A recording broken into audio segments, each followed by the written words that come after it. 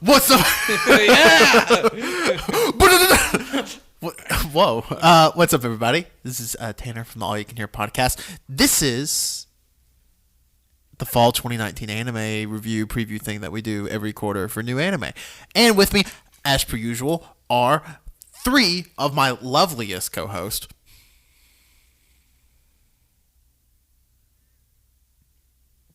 Oh, I'm sorry. It's me, Wenzel. Just do a whole bit where I do a solo episode. Yeah. My name Colt of the Immortal Blade. Whoa! Wait, I'm Cautious Wenzel.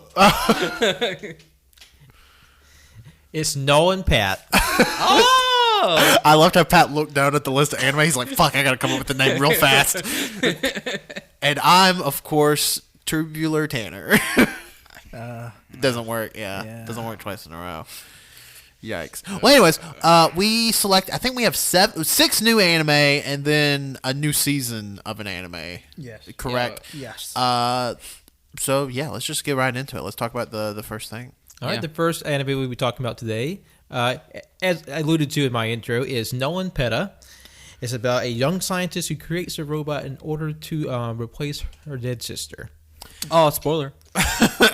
So, and this is a short. This isn't a full length anime. The first episode was 5.5 minutes. It's a short form anime series, so like each episode is 5 minutes, and it's a 12 episode series. Will be followed by OVA, which this is all in preparation for a game based off the series. Yeah, and what's crazy is that the OVA comes. And you can, if you buy the game, if you pre-order the game, maybe you get like digital versions of all 12 episodes and the OVA, and that's the only way you can watch the OVA is if you pre-order the game. It's very weird. Well, that's how most OVAs are. Yeah, Yeah, because like there's some JoJo things, like Rohan things, that you have to buy the box cult set to watch. Oh, It's stupid, and the art style's ugly. I could get it with like releasing if you release an anime on Blu-ray having a special feature, but it seems weird to put that behind a game. Yeah. I guess it's just like it just incentivizes buying the game. Yeah, I mean, obviously. Their game's gonna suck. But personally, I thought, and again, with the first episode only being like 5.5 minutes, there's only so much they can put in there. But it reminds me of a Pop Team Epic, but instead of like multiple skits, it seems like one continuous just gag the whole episode. And it really, and what I think it does better than Pop Team Epic is with it only being 5.5 minutes, it doesn't get tiring. And like in the way where Pop Team Epic, where I mean it was 22 minutes, and No, it was actually 10 minutes. I was 10 minutes, but it was different things. Yeah, The second 10 actually. minutes, yeah, but okay, it was actually 10 minutes. But like some of the stuff would go on too long, and like obviously, and like especially towards the end of season 1, it was so obscure. Like anybody that doesn't live in Japan doesn't get. Yeah. Just like so, I think this lends itself better. I'm not going to say it's better than Pop Team Epic, but watching the first episode, I could definitely see it becoming like a Pop Team Epic. It's definitely sort of more accessible to, I guess, the average viewer. Oh yeah. To start watching, and plus, like with Public Gambit, it's a gag, so you don't really, the characters are very minimal. This one it is more like story driven about the girl who using her makeshift steampunk-esque technology to hodgepodge a robot together that embodies the spirit of her dead sister. And like I thought it was a pretty cute little story. Yeah, and like the animation was really good. Like with a bunch of stuff that gets like a real weird like a video game tie-in or a show or a book tie-in or something. It doesn't. Sometimes it's a little low budget, but this doesn't look low budget. Yeah, the explosion animation that they had for that one scene looked like that's where the budget went. I mean, but it was a good explosion. It was a really good explosion. So, I mean, I was actually surprised. And I guess it does help that, like, the whole... Once every episode comes out, it's going to be, the length of 2 average episodes of anime. So I guess that's where it kind of evens out at. But, I mean, again, there's not a whole lot to say because it wasn't Jonathan like 5 died. Oh, fuck. Ghost Jonathan again. It's still spooky month here. Anime. But it definitely lends itself... I couldn't imagine it being a 22-minute show. No. at all. Like I don't know if there's enough there. No, I think, like you said, it's kind of just like it feels like one big gag. Yeah. With sadness sprinkled in, Yeah. because every time she's like talks about her dead sister, it makes me feel sad. Yeah. No, like at first, me and Colt were like, "Oh, this seems kind of cutesy," but then she talked about like,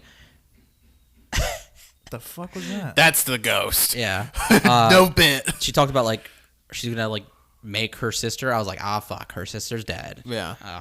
But I mean, it was cute, but I'm probably not gonna keep up with it. Yeah, I don't know if I'm going to keep up with it. I could see myself on like a Sunday afternoon if I got bored. I'm like, oh, let's because they are only 5 minutes. Yeah, if there was absolutely nothing else to watch. Absolutely nothing in the world. All media is gone. Yeah, and like somebody held a gun up to me and was like, "You have to watch Null and Peta right now." Then yeah, I'd watch. But yeah, I'd probably watch it. I would definitely recommend, like, week to week it seems a bit much. Just come back toward the end of the year and just kind of watch them all together. Yeah, I was about to say, because if you watch the whole season, I mean, it's like it's going to be an 40 minutes. hour because it's going to be 12 episodes. Oh yeah, that's right.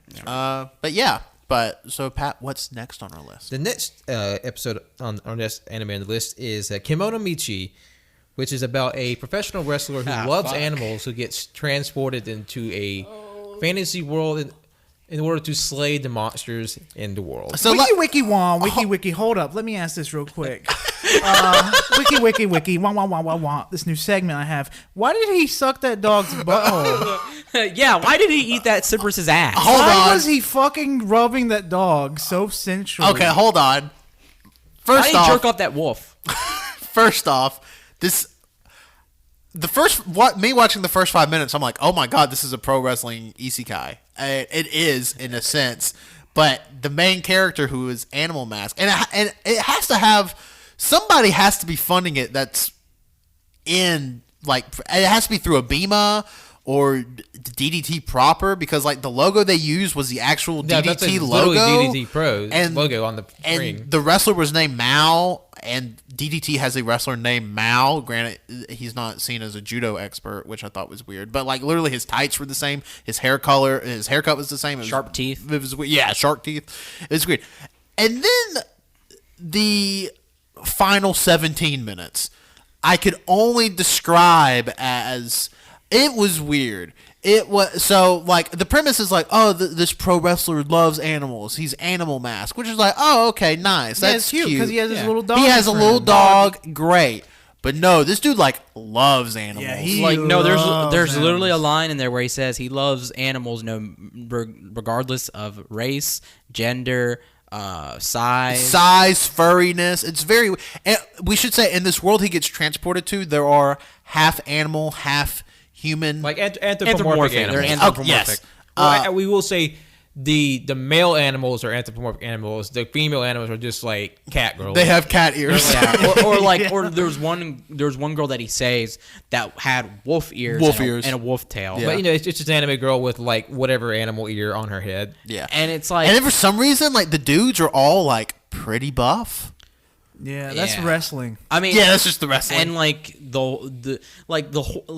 the horniness from it at first was like, okay, Oh, it's funny. That's funny. It was- yeah, Yeah, the first time it was funny because Because- like how he took down the big bad wolf guy. Well, no. I was gonna say when he suplexed the princess. Oh yeah, But that was also weird because she was like, we can't do this right now in front of everybody. yeah. It was like okay, that's weird. And then suplexed her, and then it's like bam, Had her ass hanging out. Ass Well, hanging the out. reason why he suplexed her because he was summoned to the world to like slay the beast, the monster animals, but he loves animals, so Yeah. he took offense to that. So he Suplexed the princess. suplexed her, but it looked like he was like caressing her, like he's grabbing from her stomach, and he just like slams her on her back, and you just see like her panties and her ass poking out. which was funny as fuck. It was funny, but I'm just but then like that part lasted way longer than because it was like 3 minutes. It was like and he was like, oh, you're right, she's indecent, and like covers her with his cape.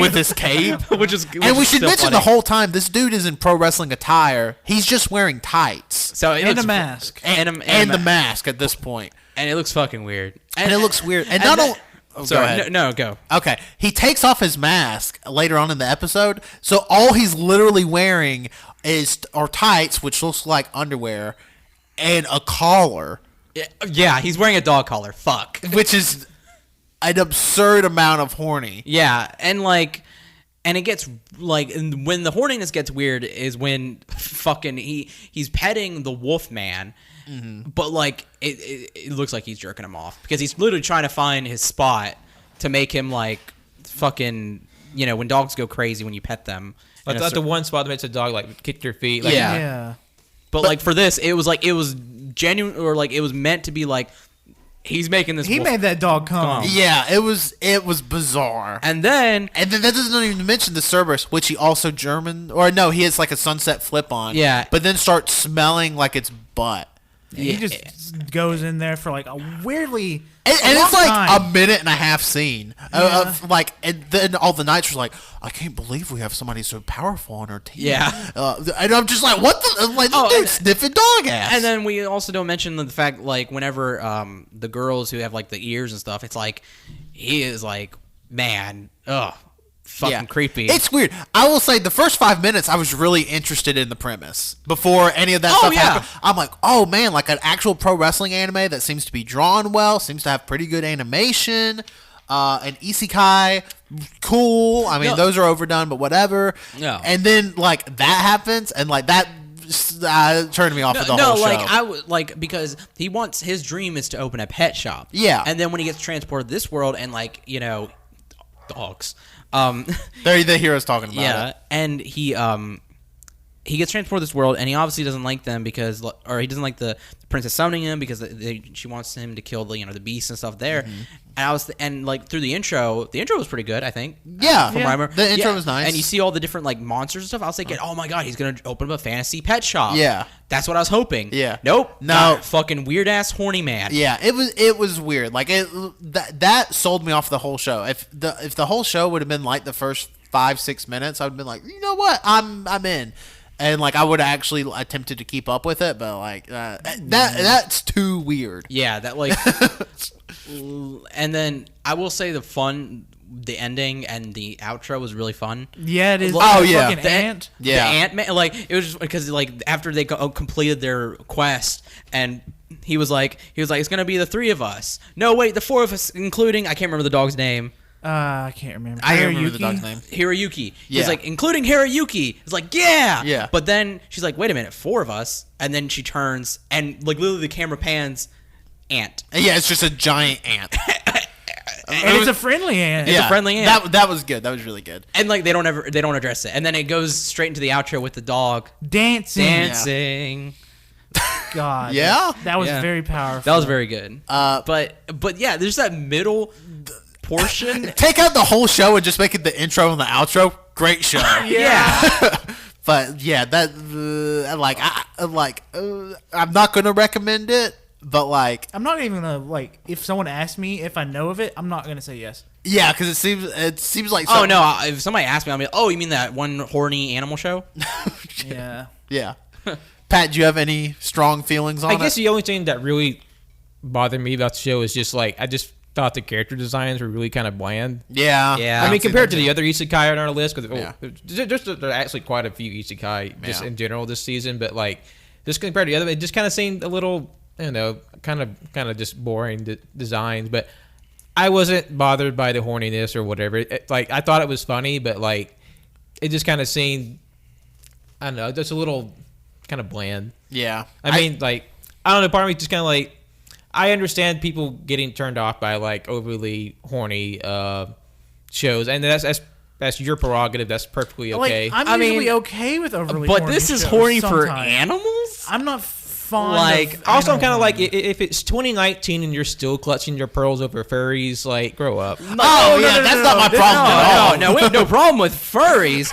He sniffed that dog's asshole for a minute and a half. He ate that dog's ass, Pat. Well, I thought it was funny. And he jerked off that wolf man. He jerked off that wolf. See, man. I thought that's sexual assault. And then he asked that wolf girl. He was like, "Can you pay with your body?" I mean, that's just wordplay. No, that was wasn't so wordplay, turned but off by still. that. It was No, more no. of just I'm oh, so the whole show's going to be that. Yeah, pretty much. So that's where but I do agree with Pat. The main character, Animal Mask, does have a very plain design outside of what he's wearing. like that hair. Yeah, like the hair's literally straight down. I don't like that. I liked him with the mask. Yeah, I would have kept the mask on him the whole season. Yeah, I shocked me when he took it off. And then everybody else kind of looks like too. Bland, I guess is the right word. I think the only person who stuck out really was the wolf girl. Yeah, like you Ant. Ant, best new character. Ant. Hirayuki too. The dog. Yeah, but everybody else sucked. Yeah. So yeah, Pat, what's next on the list? The next anime on the list is Welcome to Demon School Iruma-kun, which is about a young boy who is sold into the demon world by his negligent parents, and he has to cope with the his new environment in the underworld. So I loved this show. Apparently the manga is pretty popular. Like a lot of people really like it. I had never heard about it until I literally watched it this morning. Yeah, and I thought it was fantastic. The art style reminds me of Soul Eater, but the premise doesn't seem as, I don't want to say serious because that's not the right word, but it seems a lot more like playful. Kid-friendly. It's playful. definitely more comedy focus. Yeah. Soul Eater was action with comedy. This is just more straight comedy. Yeah, this is more straight comedy, and I really like that. Sullivan, so Sullivan is like he is the grandpa, the demon that got Iruma's soul. So because his parents sold his soul, and then Sullivan adopts him as his grandson. And then enrolls him into demon school. And then we get to the demon school and we find out that Sullivan is the chair demon, which is like the lead, and apparently is in line to be the next demon king, or like at least in talks of being the next demon king. So he's like fairly high up. And he's like, everybody look at my picture I took with my grandson this morning. And he's here right now and he's going to give the speech. And then he gives like this big speech that's a forbidden spell. And it's like, yeah, if you would have messed up, you would have exploded. I thought it was very funny. And no, like, because before we got here, we were talking about like shows that really didn't like they were all right, but they didn't really like pop, like, you know, make us go like, oh wow, like, and Iruma was one of that. But I mean, like, to be fair, we like, me and Cole, when we watched it, we were laughing our asses off. It was funny. Yeah. I thought it was a good show. I enjoyed Eggman. Eggman was Sullivan, the best part. yeah. Sullivan. No, it's Eggman. So no, Sullivan was very funny because like at first I was like, how's this gonna play out? Because, you know, like there's a demon who has his kid's soul, but then it like goes into like, will you please be my grandson? I was like, fuck yes. And it was crazy too because and I actually like that the show did this. Is Iruma starts talking to Sullivan and Iruma just sounds like demon. Like there's no subtitles. It's just like, and it's like that. And then Sullivan puts a spell on Iruma that makes the demon language sound like Japanese, which makes a lot of fucking sense. Like a lot of shows don't do that, especially a lot of isekais don't do that. They're just like, yeah, and everybody here, surprise, can just speak your language. Yeah, no, that was a fun little thing where like anytime he was reading anything demon, he would just like he would transform it into Japanese. Yeah, so, he literally gave him the ability to do that. Yeah, I loved that. And but the spell that he chanted to, which I thought was good, was that like if he got it wrong, he'd explode. But since he got it right, he won't fall or trip for a day. Yeah, for the whole day, which leads into like the end of the episode where like he fucking German suplexes the top demon student. Yeah, and then the top demon student like swears his loyalty to Iruma at the end of the episode. I thought it was fantastic. No, that was great. And the thing is too, when Iruma fought this demon, like Iruma literally did nothing. He literally just dodged because he learned how to dodge and like get out of sticky situations because his parents are a bunch of assholes who put him in these situations. He has the best defense but no attack. Yeah, they said his attack power is 0, but his defense is practically infinite. Yeah, which is great. Yeah, so because Iruma, he's a very like put upon like passive submissive person. That's why he keeps putting like he's like 12 years old and he's working like on a tuna boat and like all these like laborious jobs because he's so submissive that anytime anyone asks him for anything, he automatically does it. Yeah, because he was originally going to say no to Sullivan, but then he said please, and he's like, please, he said it. So yeah, no, it was fun. It was just like, I mean, like we said, It kind of reminded us of Soul Eater. Soul Eater's art and animation, I think, is way better and more fluid. The only thing that was Soul Eater to me was the castle. The castle. plans. The castle reminded me of that. That's it. Other than that, to me, it looked very plain. Yeah. That's the only I didn't really care for. Other than that, it was all right. I like for me, like especially with all the demons having different designs, like it's like My Hero but with demons. There was a panda demon. Yeah, a panda demon. There's that was fair. I do give it that. All the demons had different designs. yeah, which I thought was really cool, and and with the show being like about demons, like it lends itself to not fall into like the classic tropes of like, oh, let's make this guy look like this, and like everybody looks, different and fucking stupid. Yeah. Especially the one girl that was literally just A tentacle thing? No. She's she kind of like a little like purple blob with an eyeball. purple cone. Yeah. with an eyeball at the very at the very top, and like it makes a weird sound when she blinks. It was weird, but I'm gonna keep up with this show. Oh, really? Season. I'm gonna try to keep up with this show. It's a fun show. I thought it was really fun. I don't think it needs a full 24 episode. I don't know. Apparently the manga is it needs 36. just you make it continuous like Black Clover. Apparently the manga's really good and shit gets really good, and I know a bunch of people like the manga, so like maybe it should get 24 episodes. Oh yeah, the intro is very good. Yeah, the intro is really good. The outro is really good too. Yeah. But yeah, I would definitely recommend this. I would say add it to your weekly rotation. It comes out on Sundays, I believe, because I think the second episode comes out tomorrow. Tanner. Last Sunday. Oh, yeah, that's right. But yeah, so I'd say give it a shot. Sure. I say, no, thank you. I say do what you want. Don't let our opinions be the deciding factor. What about you, Pat? I did enjoy it. I don't think I enjoyed it enough to keep up with it, but it was still a very entertaining first episode. You can definitely tell it skews a bit younger in sort of its content and like design, but I feel like there's nothing objectionably wrong with it. It's just a matter of taste and how much anime you've seen. But it's still a fun, harmless little comedic anime, and I feel like it's worth checking out. Yeah. Yeah. Yeah. Yeah. Yeah. What's next on the list? All right, the next anime on the list is Cautious Hero. It's about an up-and-coming goddess who summons a hero to save her world, but the hero has a bit of a quirk. You see, he's very strong, but he's absurdly cautious. The thing about this show that I enjoy a whole lot, it's an isekai, which I am not a big fan of in general, but it's not really about the cautious hero. It's mostly from the perspective of the goddess, and I really enjoy her character a lot. Yeah, because like usually with isekai we get these heroes and those are the main characters, but no, this is a goddess summoning a hero, and it's from her perspective, and it's really fucking funny. Like, and it's something else me and Colt noticed is that do the titties seem to get bigger? It felt like they were getting bigger, not hers, but like as the show went on, as more female characters came into the picture, like they just got bigger. Is that supposed to be hierarchy? Maybe there is like a ranking system amongst the gods. Like she's saved the earth like 3 or 4 times, but other gods have saved it Dozens, 20, hundreds, thousands of times. So Yeah. like she's trying to climb through the ranks, and she was. And it's not Earth; it's just worlds. Worlds, yeah. Yeah. She was she was specifically chosen to save this world this time from the demon lord. It's like at the highest level. It's a level difficulty. S. Yeah. And she's like, I have to figure this out. And I thought it was really clever the way they did, because the cautious hero was just like, well, you're a goddess, why don't you save it? And the goddess was like, well, we kind of can't. Like, we create the worlds, but we can't really solve the problems. So that's why they have to be solved by humans. Which I think is also interesting. So I guess that means on all these different worlds humans live on. Yeah, like, it's all humans. Like, there's no different species or anything, which I also think is kind of an interesting twist on it.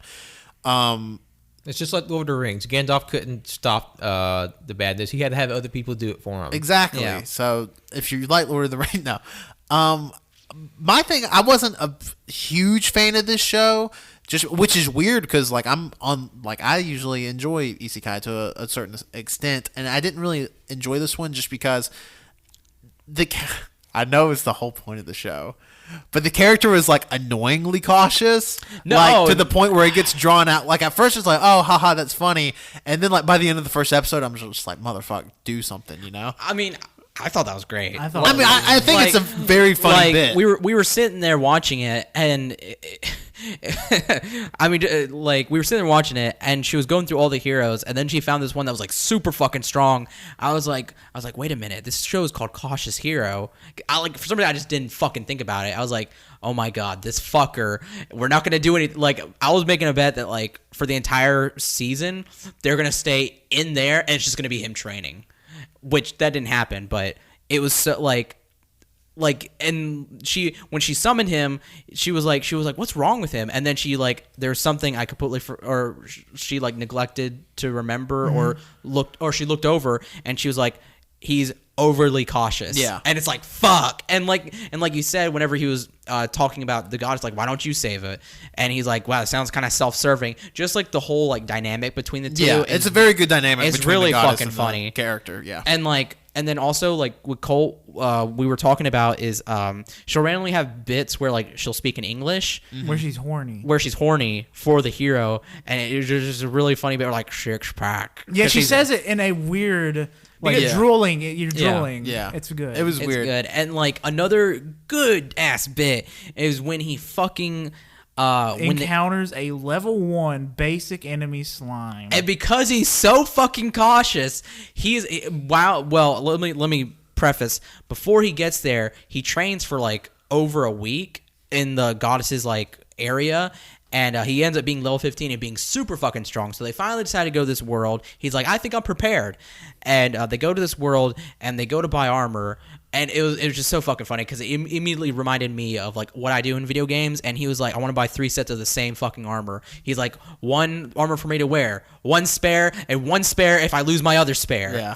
And then he buys so many fucking potions and bombs and stuff. And it's That's like the way you do That's it. the way you do it. But so then they go out, they find a slime. He does his first most powerful fucking attack, completely destroys it, and then he's like, wait a minute, and then he does another fire attack, and then he repeats it, and it's so fucking funny. Yeah, So basically, he just spends like 20 minutes just loading his ultimate attacks on the slime that was obliterated by the first one.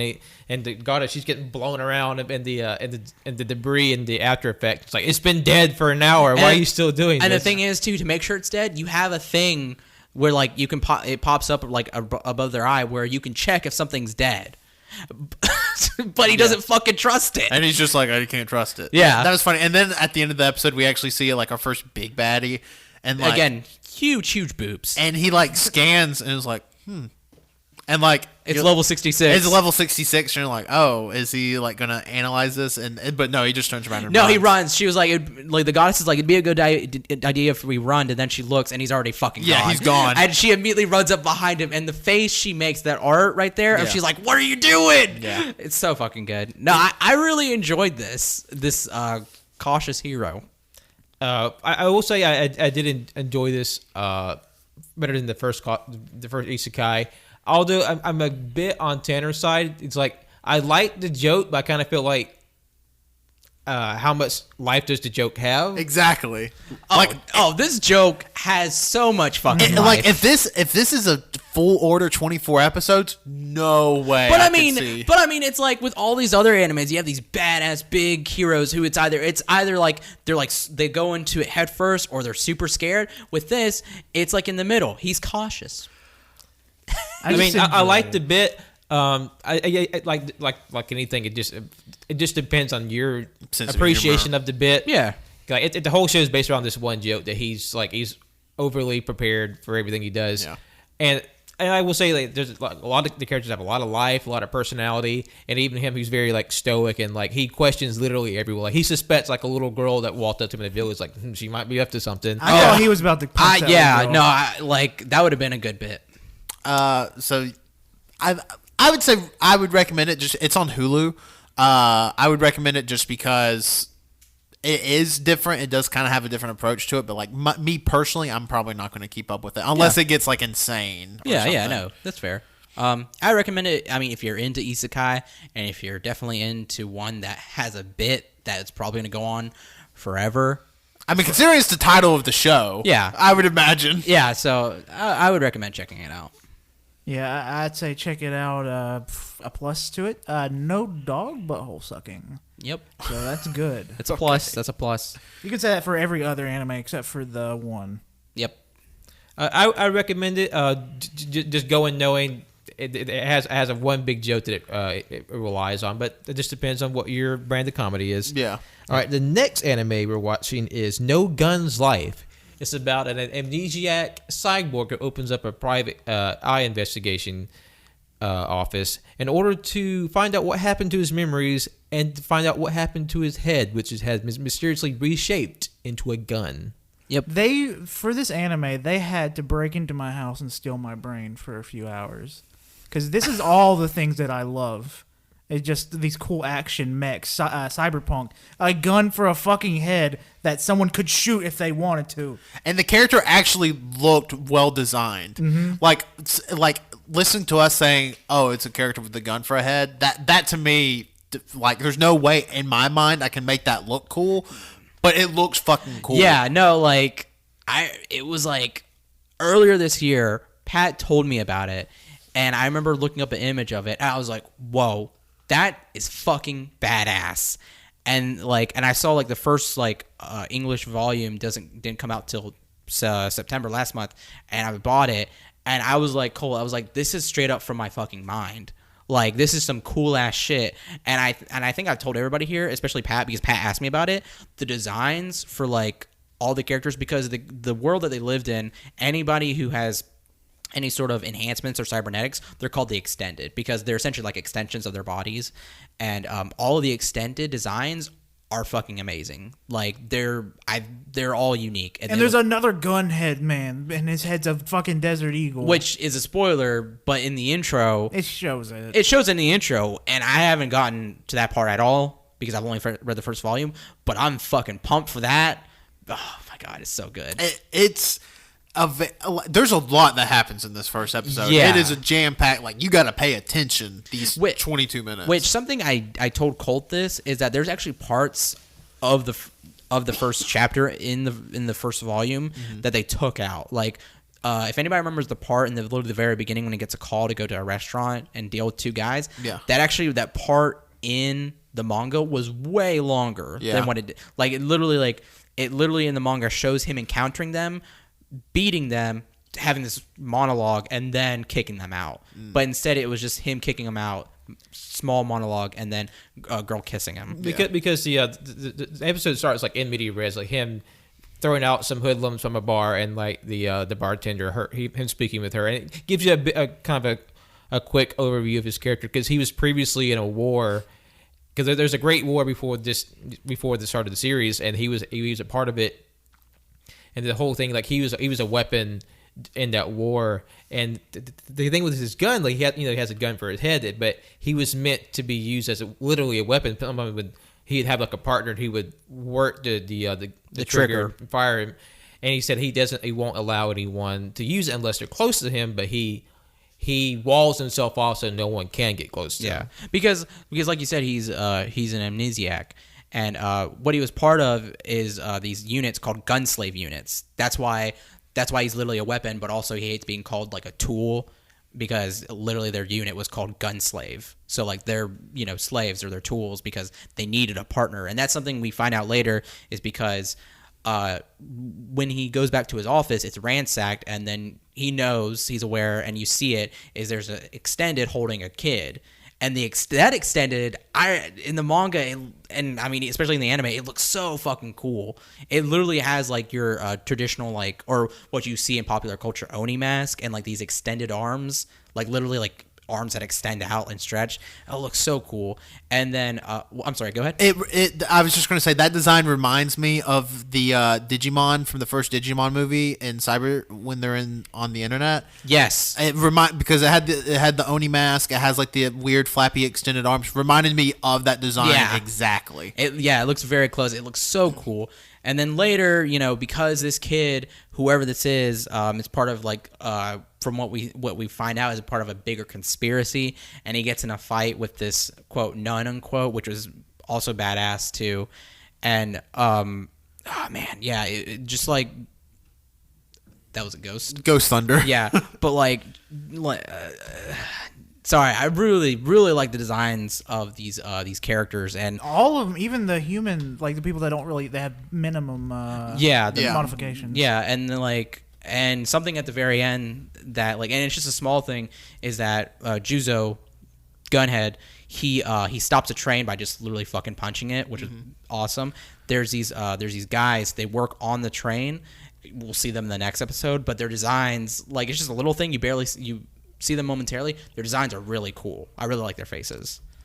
They're just you can really tell there's a lot of thought and design put into this world, because there's plus with the whole conspiracy and just all the incidental characters. It's just it's really rich. It has a really absurd premise. There's a dude with a gun for a head, but if there is a drama within the show, but the fact that he has a gun for head doesn't undercut the drama for me. It feels sincere, because what really struck me about the series, you really get a feeling of a film noir kind of aesthetic and feel for Juzo, the main character, and the rest of the world. And for me personally, I got a lot of Hellboy vibes just from his design. And he's a very he's standoffish. He purposely keeps himself at arm's length, but you can tell he's very warm and personable, and he wants to let people in, but just for whatever reason he just won't allow himself to be close to other people. But to me, that's a big tenet of Hellboy's character. He's obviously very outgoing and affectionate to people he cares about, but he kind of keeps himself away to preserve anyone from danger. And that's one of the things that endeared me about the show. It really, because I love Hellboy, and that's something that really struck me about the show. Yeah. And plus, if you like film noir and cyberpunk, I feel like this would be a really good show for you to investigate. Yeah. And it has a lot of great designs and great sci-fi world buildings. I think this is for me, it's definitely going to be a must-watch for this fall. Oh, for sure. Yeah. Yeah. Cyberpunk noir. If you're into either of those, this is for you. And and me and Colt talked about this as well, because we watched all these animes together. Is that they cut some stuff, probably because I remember reading the manga. It was really slow, and it's very slow, but it's gonna start picking up. So. Yeah, it's not super slow in the show. But not in the show. No, but it's kind of slow. Yeah, so yeah. It's in the first half. That they cut that out for a good reason. Yeah, but I think I recommend it. Yeah, I'd definitely stick with it. Definitely going to be on my fall watch list. Yes. All right. And the next anime we'll be discussing is Blade of the Immortal. It's about a wayward samurai that must slay 1,000 evildoers to atone for the 100 lives he took in his past. Woo. They go hard as hell. You ever go hard as hell? He go hard as hell. Man. This show, okay. I knew nothing about any of these shows going in, and this was on Amazon Prime, and Amazon Prime actually is getting, they've been popping off for the past year. I mean, Banana Fish and freaking Inuyashiki, Dororo, Vinland Saga. Yeah. They're getting some good shit, and I think this is going to go on that list of good stuff they're getting, because in the first 2 minutes it actually shows the dude killing the 100 people, hard as a motherfucker, and it's grotesque. It is beautifully animated. The music is this weird mixture of actiony horror music. It's oh my god, it's incredible. The imagery is it takes shots of real world stuff, and combines it, and it's very scary. Those opening minutes, especially where it's showing the forest. And then cutting through animation, but it's done in a way where you can't. You're is that a real picture or is that anime? Yeah, it's it's very kind of it has live photography overlaid with animation, and it's an intentionally off-putting aesthetic just to show the brutality and the absurdity of the character's world. Yeah. And we will say, just right off the bat, if you have any sort of aversion to graphic violence or violence in general, or even mild sexual violence, this is probably one that you want to skip. Oh yeah, hard to recommend. You're not going to want. Yeah, if you can't do blood or the whole damn show. Yeah. Because literally in the first few minutes, we see the main character's sister get cut like into pieces. Yeah. And then later, the other main character, her mother, we don't see it, but we know it happens. Mother gets raped. It's like heavily implied sexual violence. So if you're not into that, definitely don't watch it. But I mean, like story, like and imagery, music, like especially the kid when he's like there's that like this random like tune of this kid singing. Yeah. It's very like Haunting. It's very haunting and off-putting, but I really like it. Yeah. No, very good. And so like, and what's crazy to me is like the first episode, the bad guy we see is this dude, and like his shoulders were really high up. His shoulders, like they're covered by by these. I cloths. thought it was just like, you know how they have those huge prayer stones with like the prayer. I don't know what the actual terms are. But I know what you mean. Like they have the wrapped white cords around the rocks that you pray to. I thought it was just prayer rocks. See, I thought it was just some sort of weird like chieftain armor or something, and he just had huge spikes on his I thought they were shoulders. like maybe symbolism of like he's so big, he's like a mountain or something. Or Space Godzilla. Because what I was going to say, just like to give a bit of a preface, because we're jumping ahead. Sorry. Is the main character, like the main character is a samurai, but to open up the episode, it focuses on a young girl, and she's sort of reminiscing about her father and or basically her family being killed and abducted by this roving band of like samurai and warriors.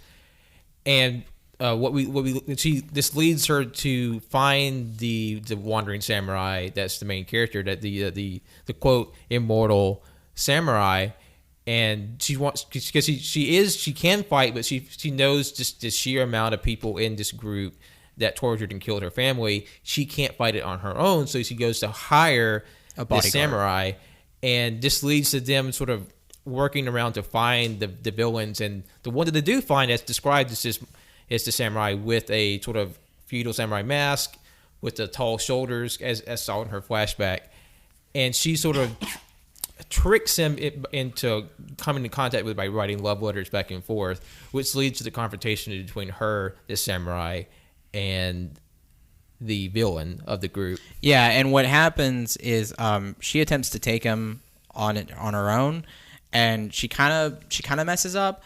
And this huge samurai's weapons are like these spinning. They kind of look like shuriken, but he keeps them in his hand. Yeah, and they spin. And what she does is she takes like, I can't remember, like these small little blades. Kind of like throwing knives. Yeah, she throws them and shatters his mask, and we see like he has a burned like part of his eyes are like the area around the skin is burned. And then when she does that, she breaks off everything, but then the cloth comes down, and we see that there's two female heads sewn to his shoulders, and one of them happens to be his mother, and the other one is the first one was his wife, but then the other one was her mother. So two women he loved the most, so he had their heads preserved and stuffed and grafted to his shoulders. Yeah. And then, like, he's telling the girl, he's like, well, like, we're going to get together, and then I'm going to kill you, and then I'm going to kill myself, and we're going to be stuffed and, like, be together forever. Fucking, like, eerie shit. It was crazy. And, like, and now the immortal samurai, he tries to attack him from behind, but he cuts off his leg, and he's like, wounded. Like, so his whole leg, like from, like, the hip. Yeah, from the hip. Just gone.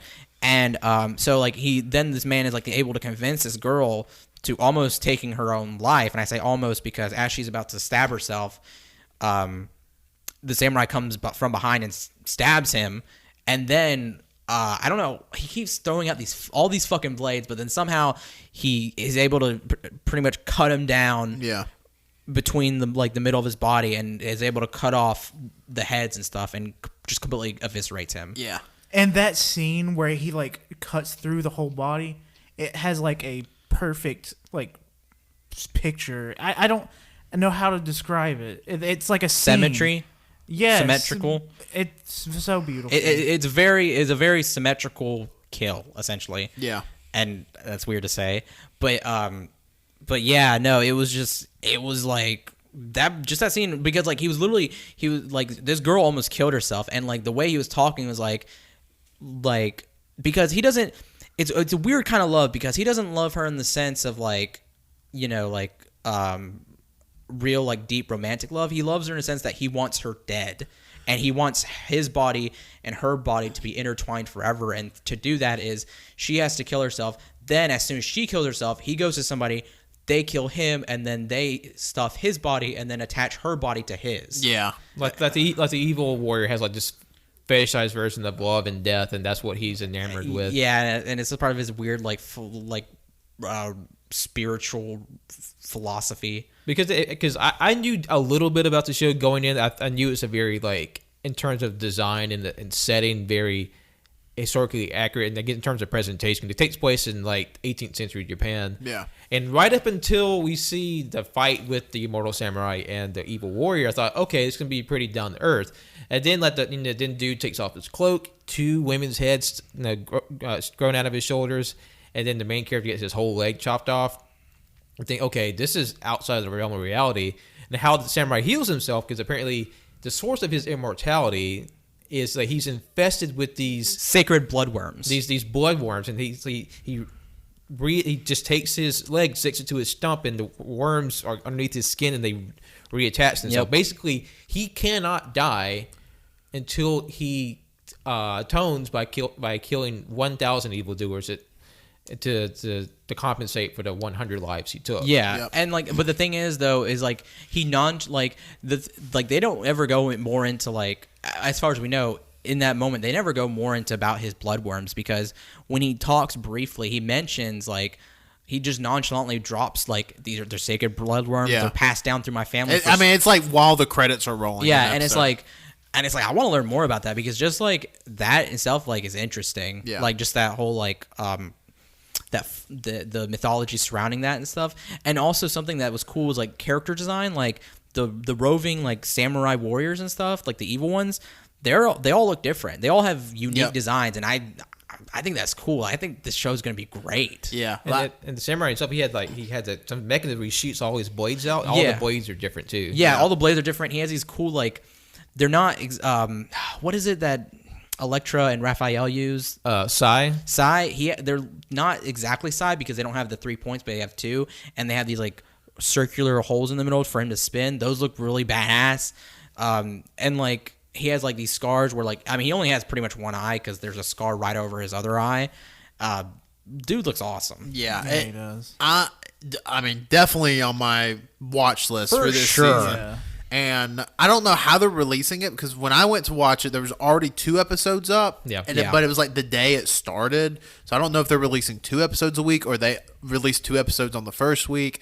I don't know. But I'm definitely keeping up with it. It's a gorgeous show, and it's actually, it's not meant to be a horror, but it's kind of It kind of horror-ish. feels it, yeah. Yeah. So I'm all the way in with it. Yeah. All the way. But one thing about the show is I'm struggling to figure out where I recognize the art style, because I looked into the studio behind it, and none of the animes they have there is what's popping in my head. I'm thinking Persona. I keep going back to Persona or Catherine, the people, the animation scenes in the game. I honestly feel the eyes. That's what reminds me of those. I don't know. It was mostly reminding me of the old Ghost in the Shell movies.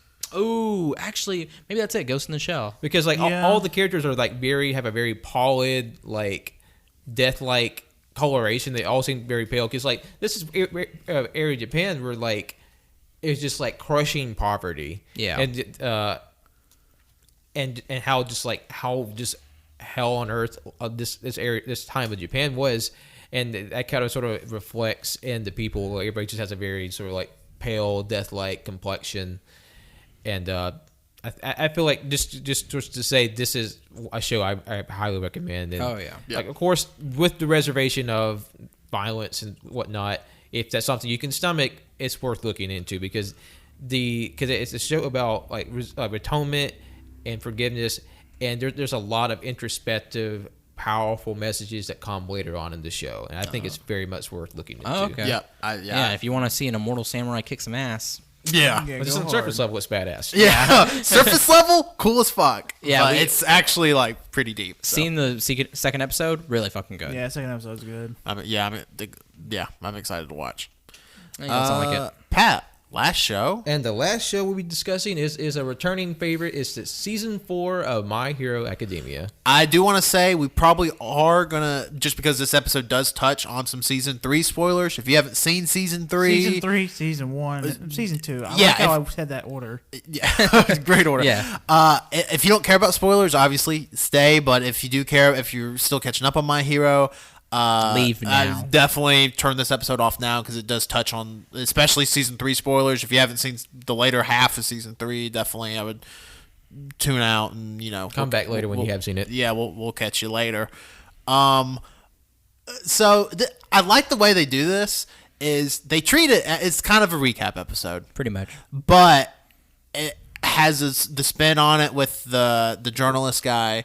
Kind of talking to Midoriya and being like, so you're like the next in line, Yeah. right? Like you're the next symbol of peace, and you're like, oh, I don't really know, but I like that because if you don't care about spoilers, All Might in season 3 has essentially his last fight where he can no longer fight. I mean, he essentially destroys his muscle fibers. He can't go into big mode anymore. I mean, he can't, literally his power, one for all, is gone. Yeah, it's gone. The last embers of it are just out. Yeah. All of it's been passed on to Midoriya. Yeah. Everything he had went into his last punch on All for One. United States of Smash. Yeah, United Which States of is Smash. hot. That's a good name. Well, yeah. No, it was badass. And yeah, it's awesome. They actually show it in the first episode. And watching it gave me chills again. I'm like, fuck. Yeah. This show is so good. So, I mean, and obviously with it being there's only so much we can talk about with it being a recap episode. Yeah, because, and it being a new season. They blended the journalists trying to run some background on all the students, which is essentially just them introducing everybody. Yeah, they reintroduced everybody because it's hard to remember that many characters from. This episode, the show's been off air for a year because season 3 started in spring 2018 and ended in fall 2018, and they actually took the spring off and brought it back for fall 2019. Yeah. So it's been a whole year. So it's a great idea, obviously, to introduce. Just the students that we know. Just the class. In Class 1A, there's 20 of them. That doesn't count any of the Class 1B, any of them, any of the teachers, any of the villains. No, there's so many fucking characters. We literally ended off with them introducing the big 3. Yeah. And then we only got a mention of the biggest one, which is Mirio. Yeah. But you were introducing 20 characters who are all pretty unique and have their own stories. And this isn't really a spoiler, but they introduced a lot of new characters this season. Yeah, and in the intro too, it's yeah, you kind of get to see them. You kind of get because I've read the manga past to where season 4 probably ends. Yeah, and Wenzel has as well. So there's a lot of shit that's going to happen. So and it gets really hard to follow. So I'm glad that they took the first episode to be like, hey, you remember Sugar Eating Guy? Yeah. I'm glad they did that. It's a smart move. Nothing, again, substantial happens. You kind of have to have a vested interest in the show to really even get what's happening in this. Because sometimes they do this where, after the credits roll, they'll show, some special, it's supposed to be, important scene. And we see that where we see the character from one of the villains twice, driving a mysterious figure with a bird mask. Yeah, so I'm excited for that. Also, an interesting thing they did in this episode is they actually show a scene from the movie, which was assumed non-canon, but it's at the very least kind of a soft canon. Yeah, I guess it's just full on canon now, or at least canon to the anime. Yeah, canon to the anime, which again opens up a whole weird can of worms. Of this is canon to the because the anime has had 2, I believe, anime only episodes. They're canonical, but they're not in the manga at all. Yeah. So whatever. It's really weird. I don't. I get a lot of shonen do that, but.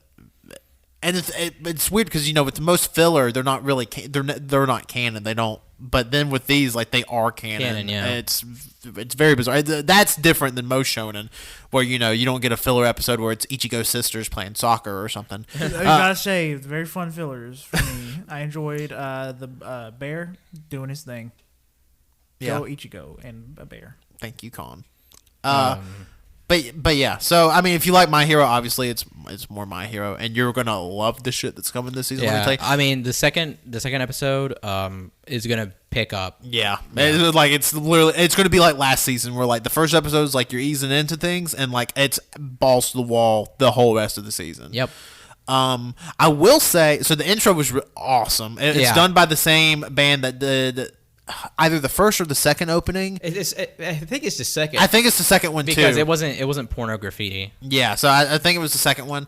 It's awesome. And then the outro I thought was bizarre because it shows a character that we haven't met yet in the anime, and it's just that character the whole outro, and I'm like, for an anime only viewer, I'm like, fuck, that's got to be confusing as shit. Yeah, because there's some shit in there that's like, whoa. Yeah, I was like, whoa, they're showing a lot fast. I was like, well, wow, they're probably not going to get to that stuff till like at least a quarter of the way through the season, and then it's like next episode. Yeah. I'm like, oh shit, okay. It's a thing where they do the foreshadowing for the anime. Like you're giving like of course every character in the opening that you don't know, will be significant. So the character you see in the outro, will play a pivotal part, and sort of like what happened in the Fire Force outro from last season. Yeah, it sort of you give like a little bit of a backstory without context, of course, to what this character is like, and that might, of course, that doesn't mean anything for anybody who hasn't seen it, but like it sort of builds the intrigue for what happens this season, because there's a lot of really cool things that happen. Yeah, there's this next part of a lot of new characters, a lot of awesome. Ooh, yeah, look at you. But yeah, so I mean, obviously, if you haven't watched My Hero and you're listening to this and didn't care about being spoiled, you got to watch My Hero. Yeah. You got to get the first 3 episodes of season 1 are slow. Literally everything after that is must watch. It's so it's good. Such a different take on the superhero genre, especially for an anime. Yeah, and like I know the big problem with shonen is like, and rightfully so, they don't write women well. This show, I will say, is like does. I mean, some of the better writing for the girl characters for females. So like that huge plus, and like I would highly recommend My Hero, and I think season 4 is going to be great. Yeah. So for sure. Is that it? Is that anime? Yeah. What's we will have a quick recap, and then plus we'll have a talk about where you can find all these shows if you are interested in anything that we discussed today. My Hero Academia can be, of course, found on Crunchyroll, Hulu, Funimation, Non Guns Life found on Hulu and Funimation, Kemono Michi on Hulu and Funimation, Blade of the Immortal currently only streaming on Amazon Prime, Welcome to the Demon School, Iruma-kun on Crunchyroll, and probably maybe Hulu. I have to check on that. Null Peta, Crunchyroll, and finally Cautious Hero on Hulu and Funimation.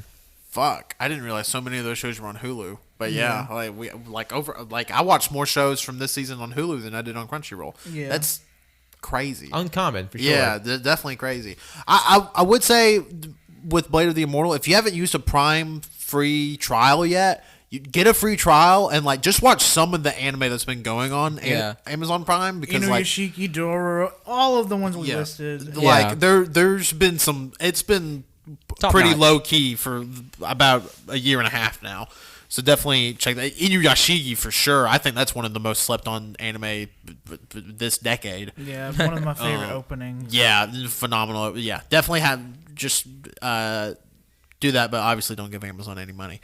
And so, what was everybody's favorite? My Hero would kind of be a cheap answer, I think, because I like of the new series. Of the new series, what's your favorite? Me personally, I think I'm gonna go with Blade of the Immortal. That's the show I'm most interested in. I think it's my highest rated from this batch, but yeah, I think Blade of the Immortal, if you can stand the especially the content, this content of it, I think it's a must watch. Blade of the Immortal for sure. Gunhead Man, and the Blade of the Immortal, they are right neck and neck for me. Yeah, I mean like top 3. Yeah, Blade of the Immortal, Gunhead, My Hero. And for me, it's No Guns Life and Blade of the Immortal. Yeah. So, I mean, No Guns Life would also be my number 2. And I would probably have Demon School as my number 3. But I would say No Gun Life and Blade of the Immortal, I think, are absolute must watch. Yeah. If you do any sort of you try to watch the best anime of the year. Because I don't know how much those shows are going to get talked about. I guess No Guns Life does kind of have the manga getting popular now, so I guess it will have that following. But like Blade of the Immortal is just on Amazon Prime, and I didn't even know that show existed until I watched it. It's got multiple different. This is the most recent adaptation. It's a long running manga. It's just in terms of like the release schedule and sort of like the length. Think about maybe Berserk in terms of like release and length. It's been around for years, and they're very large. Obviously not as long as Berserk, but there's big gaps between chapter release because if you've never read Blade of the Immortal, like each chapter is like painstakingly drawn. Like it's really just an awe-inspiring experience to read Blade Immortal. You just briefly you can tell why there's a long gap between release, but it's a fantastic series. I hope to get to experience it more. Yeah, but yeah, so that's our fall anime 2019 review. So thank you everybody for listening. As always, if you're listening, you already know this, but just in case, we're available on SoundCloud, on iTunes, on Google Play, on Spotify, on Overcast, all your favorite RSS feed catchers. But again, you're listening, so you can leave us a like, a review, a subscription, a rating. Helps us out tremendously. You can follow us on Twitter at AYCH Podcast. You can follow us on Instagram, AYCH Podcast. You can follow us on twitch.tv/AllYouCanHear. Ooh, Winslow hit the mic stand. And you can subscribe to our YouTube, it's just AllYouCanHear, where we upload all our Twitch VODs to. So it's just a nice little nifty hub to watch all our old Twitch streams. We have Twitch streams on there that are over a year old now that like we don't, it's not archived on Twitch. So definitely if you want to watch some of that, I mean, pretty much when we stream, it's like a podcast. Pretty much we just talk the shit and we're playing a game. So AYCH TV. Yeah, pretty much. So definitely check that out. And you can follow me, Tanner, on Twitter at Tanner1495. Thank you for listening. You can follow me, Wenzel, on Twitter at WenzelWilkie. And follow my art Instagram at World of Frenzy.